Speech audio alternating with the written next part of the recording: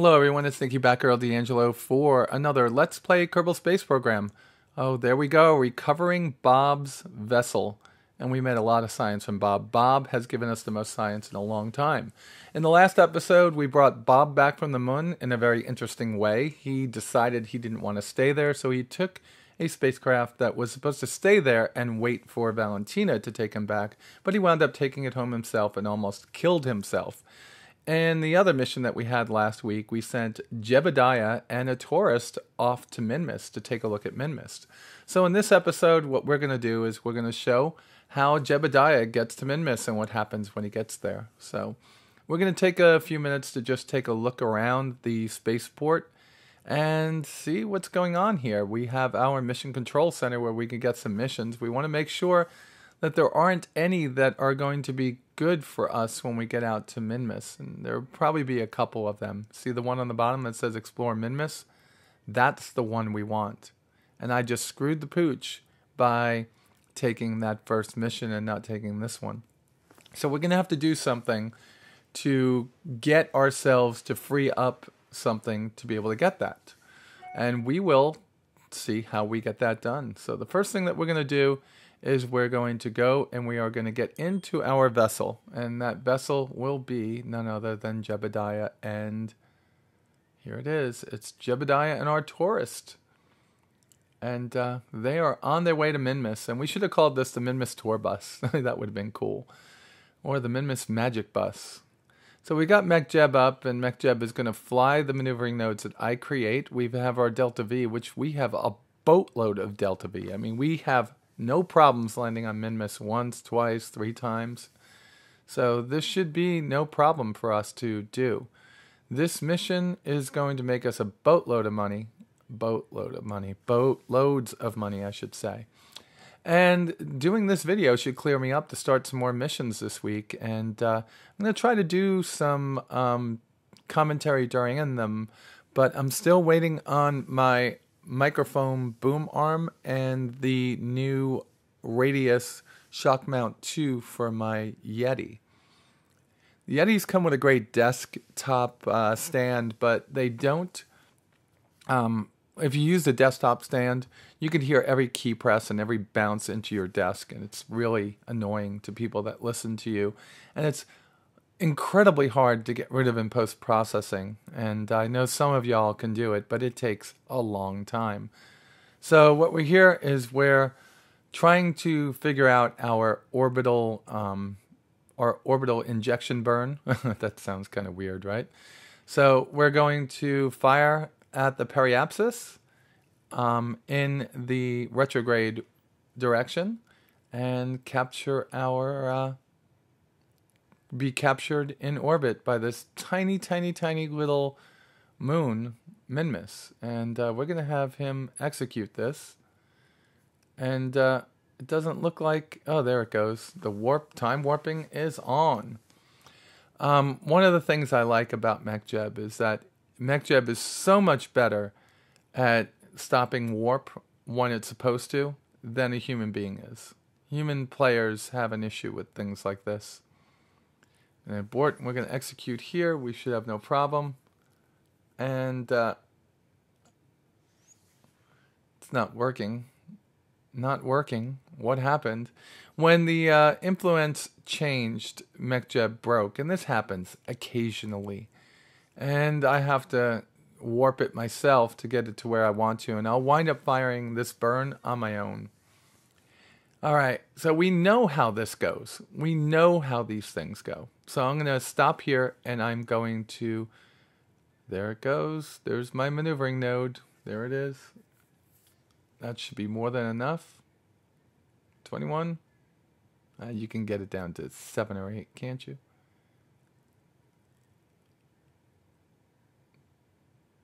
That should be enough. See if MechJeb does it this time. Nope. I'm going to find MechJeb is broken quite a bit. So let's speed this up, folks. Oh, I so love editing on Final Cut for how easy it is to speed up through these sequences.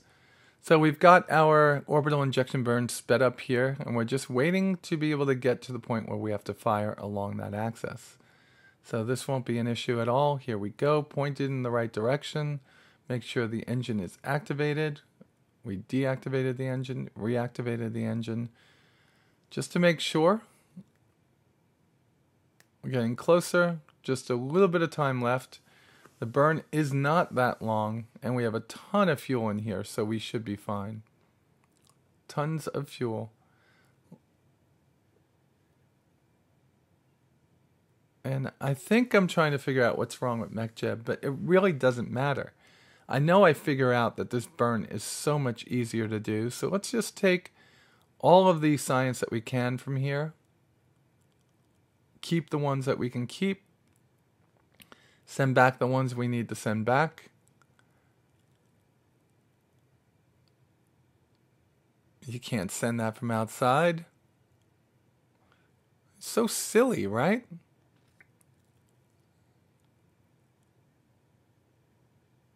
All right, so we've got all the science that we can get from high above Minmus, and now we're going to get inside the ship and have no problem with this. So we should be able to take care of this burn in short order. So I still don't think that it's going to work, which I'm okay with. I just want to point this thing in the right direction and get captured. So why are we still fooling around with this? Something is broken. This is why you need to know how to do these things on your own. And doing this for so long, I know how to do this, but I'm just trying to point out that autopilots like MechJeb really do break the game if you haven't done it at least once. So I'm trying to fix the autopilot little by little, which in that situation all I did was fire the engine a tiny bit so we would know. And now what I'm going to do is I'm just going to fire it on my own and get us into an orbit around Minmus. All right, let's take a look at what we did on Minmus after we come into orbit, okay? So Jebediah is going to be captured by Minmus. This tourist is getting a great look at this the whole time. And there it is, coming into orbit around Minmus. Not so bad, right? It's amazing how everything in the universe seems to move in these circular or elliptical ways. It's like, what causes that? What keeps that working, right? Is it some kind of central... I don't know. Actually, I probably have no idea. I was just kidding with that statement. So let's circularize our orbit. We could always just tell MechJeb to do it at this area. It is actually pretty easy just to click the circularize at periapsis. But, you know, why would you do that when you could create your own nodes, right? So we're going to be flying towards the periapsis over here. And he's getting closer. And we're going to try to land in two different places on Minmus. Here we come. And let's get that orbit circularized. And we just have tons of fuel. Tons and tons and tons of fuel. So now we could get all the data that we got before. Now in low Minmus orbit. We could send a lot of this back too. And that way we can have some extra science-y things that we could do back there. So now where we have... Let's explore Minmus. We have to figure out what we can do to unlock that. What can we do to get information completed, a mission completed, so we can do that. So we're going to look at our actives, and we're going to see what's here. And it seems that we have a couple of these that we just can't do. I mean, there's plant the flag on the moon, but which one can we do to unlock that? And that's the key, right? We have to figure these things out. So we're going to go back to our Minmus Bus. Oh, wait, we have a Minmus Bus over there. And we're going to start doing some kind of sciencey things here. So we can send back some information. We might do that. Let's see what kind of information we could send back. And we've got the solar panel, so burning down the batteries isn't going to be a problem. And we do have that round battery that we stuck on the top of the capsule, and then we put our parachute on there. It holds more than the two little ones, and it looks cooler, if you ask me. So we've got some information going back. And let's take a really good look at our ship. It looks nice. It's not the prettiest ship in the world, but it does serve a purpose, does it not? So every now and then you'll see the science thing telling me, hey, you got science, you got science. So we're going to go back and we're going to see what kind of things can we unlock with the science that we sent so far. So the science tree is about a third of the way unlocked, possibly a third. As you go further out, there's more things to unlock. So it looks like there's a couple of levels unlocked, but there's far more left to unlock, and a lot of cool things that we're going to watch and that we're going to need. We took that extra, oh, there's the engine we want, the mainsail. Right there in the bottom, almost over to the right, the second from the right. That's an important engine, very important. That's what we're going to shoot for. But really, what we want to do is try to figure this one out as best as we can. And I keep going in there, and I'm going, there I did it. I found a way to do it, and the way to do it was to upgrade the facility so we could handle more. So we're going to take it this way. So the fact that we had money and we didn't spend it on the mission control center is what cost me from being able to get that mission.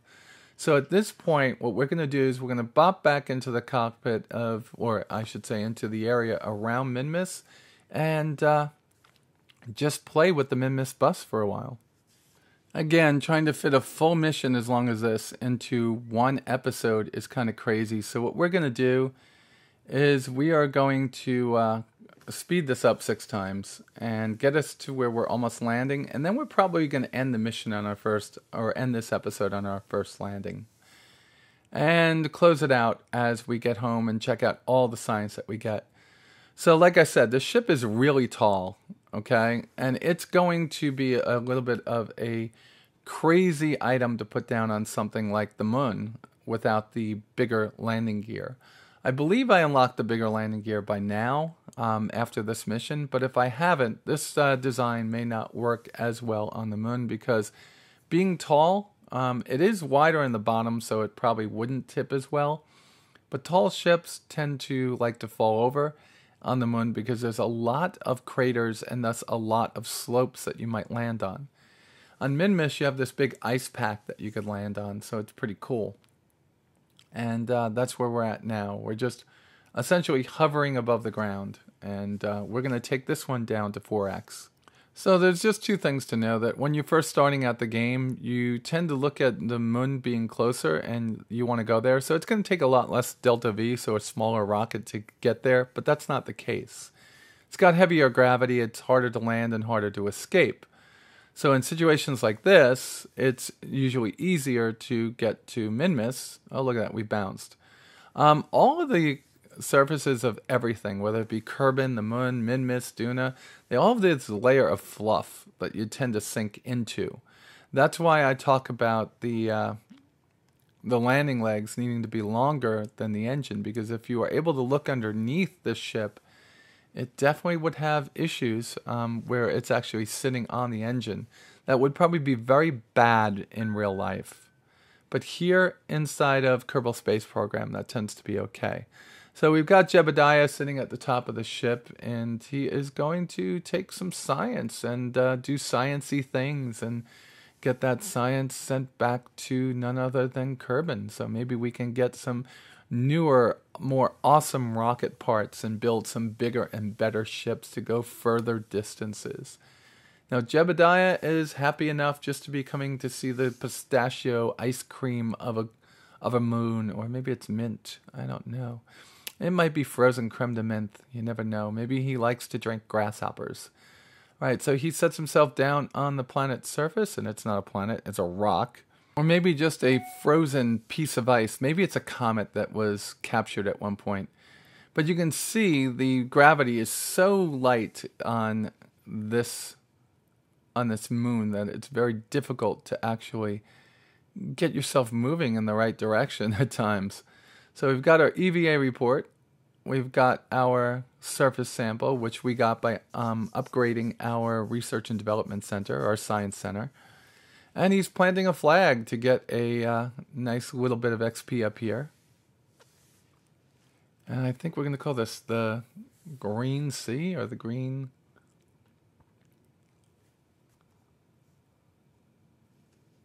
did I say? The green miles and miles. The green miles and miles. Everywhere he looks, all he sees are green. All right, and I know that's not what he's writing, but it was pretty cool. So Jeb has done the things that he was supposed to do here, and that closes out the mission slightly. We have to get this information back home. But this ship has a ton of Delta V left in it. And that means that Jeb could actually go to different places. Now, you see how much easier it was for Jeb to get on this ship. Well, it has to do with two things. Jeb is a better flyer than Bob was, and also there's less gravity here, so it's easier to do it.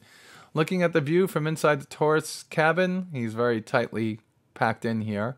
Has controls just in case Jeb met with a fatality. But honestly, he has that one window that he could look at, and because it has that bottom window, he could actually see the surface right underneath the ship, which is pretty cool. So we're going to look for... Ooh, why did I do that? Oh, I know what I was doing. I was deciding what had more science. Did the science from the sky or the science from the ground have more science for the Science Junior? And that's what I did there, and I think I'm going to do the same thing with some other things. I could always go back and get the science from high above and the science from around the Minmus or from Minmus with a probe or with a station that I might put in orbit at some point. So this wasn't that important.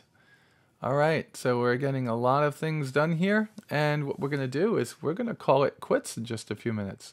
Well, folks, that was the beginning part of this mission to Minmus with Jebediah and our tourist. I don't know any space agency that would ever do something like this, bringing a tourist along. I wish I had had Bob with me here. I would have been able to collect a lot more science than I am right now. And that's maybe something we need to do in the future.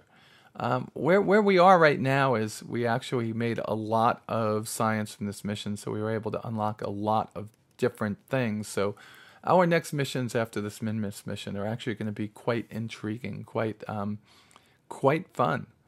And with that said, until next time, you all be safe out there, and I'll talk to you soon.